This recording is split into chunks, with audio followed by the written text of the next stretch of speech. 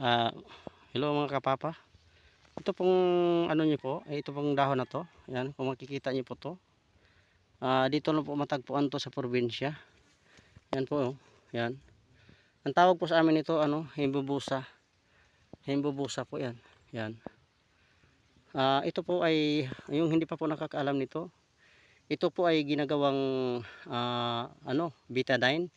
Ito po yung ginagawang betadine na ginagamot po sa mga sugat. Mabisa pong pang ano na sugat po ito. Yan. Yan ganyan po. Ganyan lang po kalaki ang ano niyan. Puno. Yan, napakabisa po niyan. Himbubusa po ang tawag. Yung iba nito malapad ang dahon. Yan pa ito, ayan yan. Yan po. Pag yan ang inano niyo po sa ano, sa sugat niyo, talagang gagaling po kayo kaagad.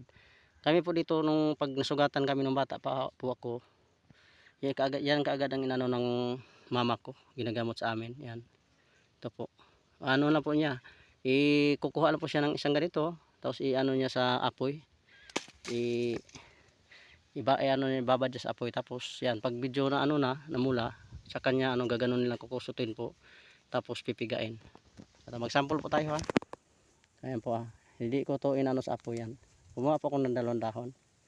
Yan po. Yan, gaganon lang po. Yan. So may sugat po ako ngayon. Sakto to. Yan, sugat ang yung papa. Ayan o. Ayan po. Tapos ipatak. Ayan, tingnan niyo maigi po ha. Ayan o. Sugat ako. Yan. Makita po yung katas. Oh. Parang bitadahin talagang katas. Yan ha.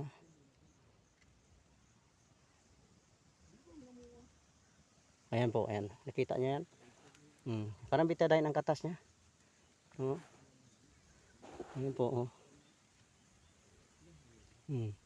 Yan. Nabisa po yan pag ano sa panglunas ng sugat po. Yan.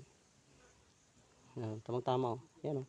Kahit hindi mo siya ano sa apoy, pero mas maganda yung ano sa apoy kasi mainit-init siya. Yan, kita niyo.